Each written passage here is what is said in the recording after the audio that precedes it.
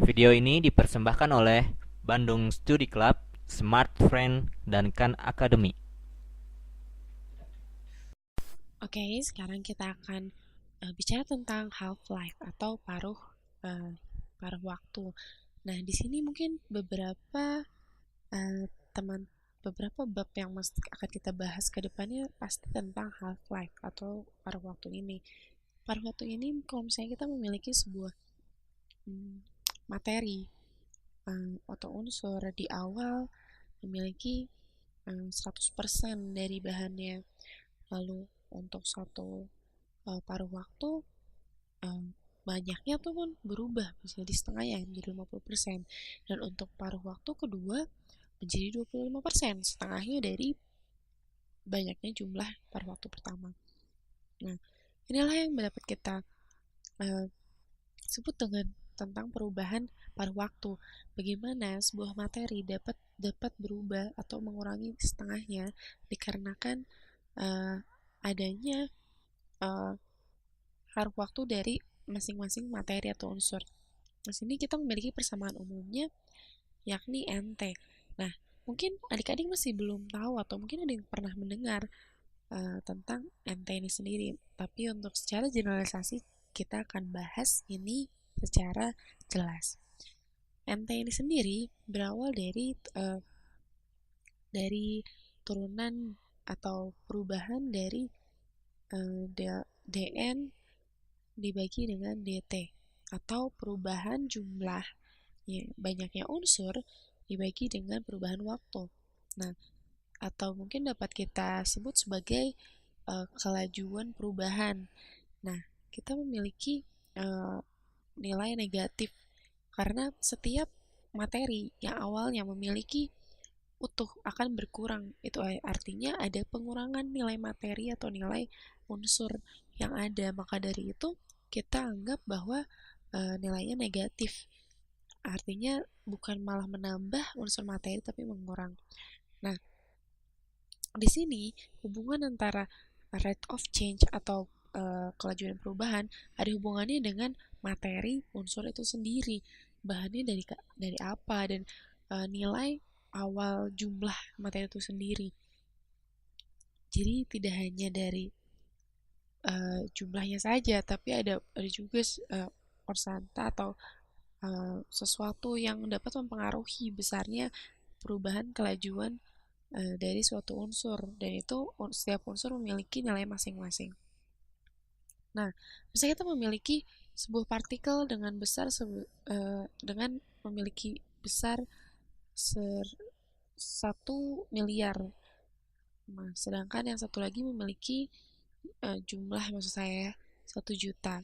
Nah, di sini kita kita bagi perbandingannya dan kita dapatkan bahwa untuk yang 1 miliar ini memiliki 1000 karbon per sekon, sedangkan untuk yang 1 juta partikel ini memiliki 1 karbon per sekon. Kita anggap saja bahwa substan ini atau materi ini merupakan karbon. Nah, jadi hal ini dapat uh, menerangkan tentang uh, ciri khas atau lambda ini sendiri. Lambda ini merupakan ciri khas dari masing-masing materi, di mana ketika uranium tentunya memiliki nilai lambda yang berbeda dengan karbon. Begitu juga dengan karbon dengan yang lain seperti uh, platonium dan sebagainya. Itu tergantung pada nilai lambdanya, dan itu akan menentukan waktu untuk paruh waktunya itu sendiri atau bahkan jumlah dari yang ingin didapat.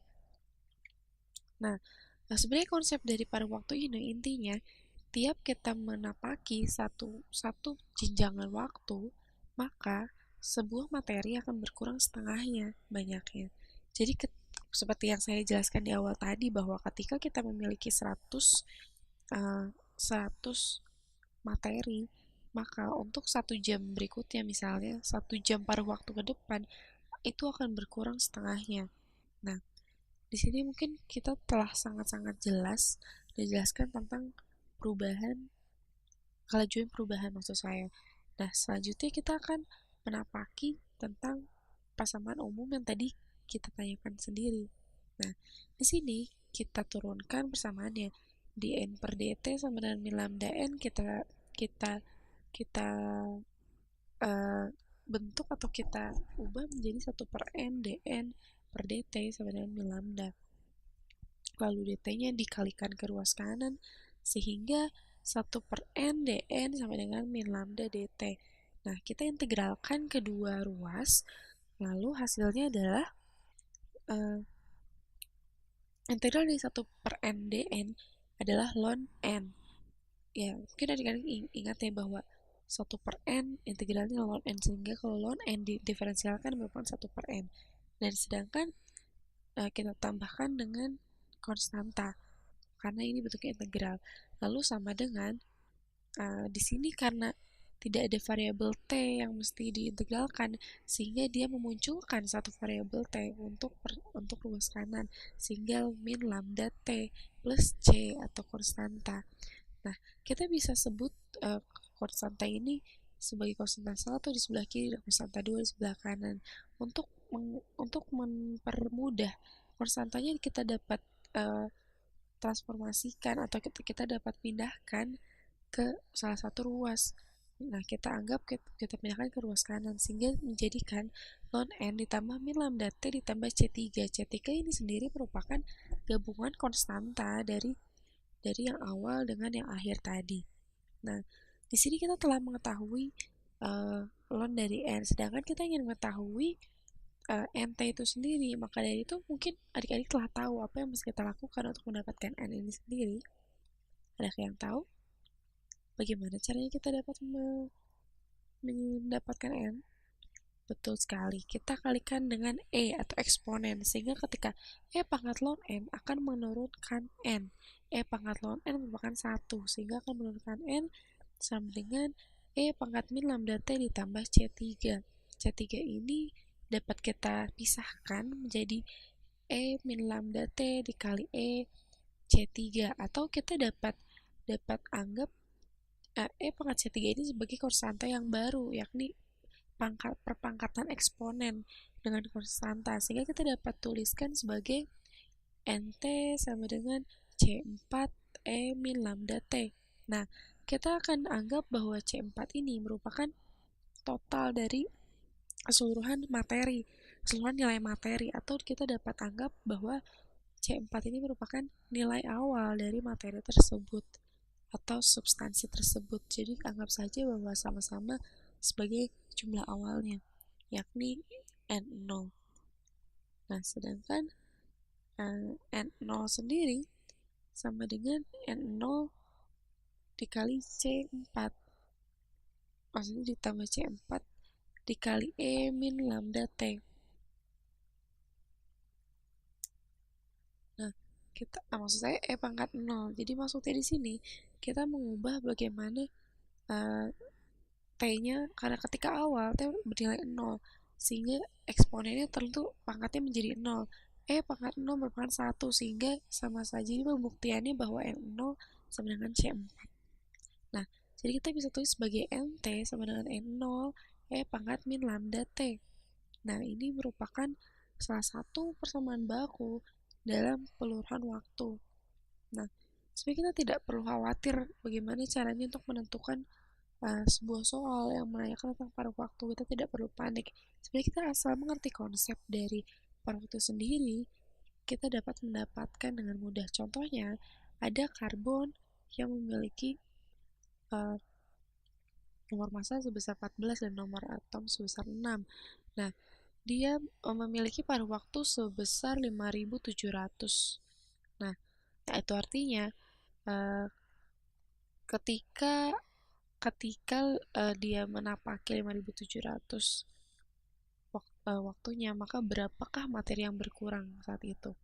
Sudah berapakah maksudnya? Nah, kita masukkan saja bahwa, anggap saja bahwa N0-nya atau nilai awalnya dari materi tersebut adalah 100. Nah, lalu kita akan masukkan di sini untuk mencari berapakah nilai lambdanya, lambda unsur tersebut. Maka kita kalikan 100 untuk N0, lalu di sini kita akan mencari lambdanya. Nah, artinya bahwa kita dapat menggunakan persamaan umum yang di atas untuk mencari lambda tersebut. Nah, NT sama dengan 100 E pangkat min lambda T. Nah, kita dapat eksponen kan agar mendapatkan nilai uh, lambdanya tersebut. Jadi, kita dapat langsung menulis bahwa N 5700 sama dengan 50.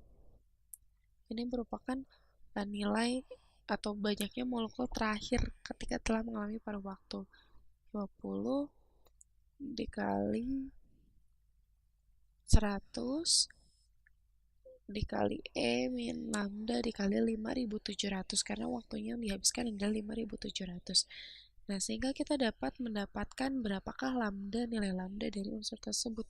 Kita bagi saja antara yang sebelah kiri dan sebelah kanan, sehingga menghasilkan setengah sama dengan E pangkat min lambda 5700 lambda. Dan kita akan mengambil atau kita dapat memberikan ln agar menurunkan lambda itu sendiri. Negatif 5700 dibagi lambda, lalu kita dapatkan lambda sebesar ln setengah dibagi dengan negatif 5700. Nah, lalu hasilnya kita akan mendapatkannya dengan kalkulator. Oke, ln 2 maksudnya 0,5 natural log dibagi dengan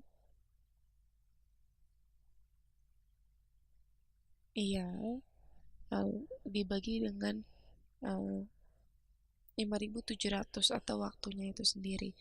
Lalu hasilnya merupakan 1,21 kali 10 pangkat min 4, sehingga kita telah mendapatkan berapakah nilai lambda untuk karbon ini, untuk unsur karbon ini sendiri. Jadi kita tidak perlu bingung ketika kita tidak memiliki lambda dan kita ingin menghitung salah satu dari komponen unsur tersebut. Nah, di sini kita dapat tulis sebagai NT sama dengan N0 kali E pangkat min 1,21 kali 10 pangkat min 4 kali T. Nah, ini merupakan persamaan umum yang dapat adik-adik ingat bagaimana untuk menyelesaikan suatu masalah dari paruh waktu tersebut. Video ini dipersembahkan oleh Bandung Study Club, Smart Friend, dan Khan Academy.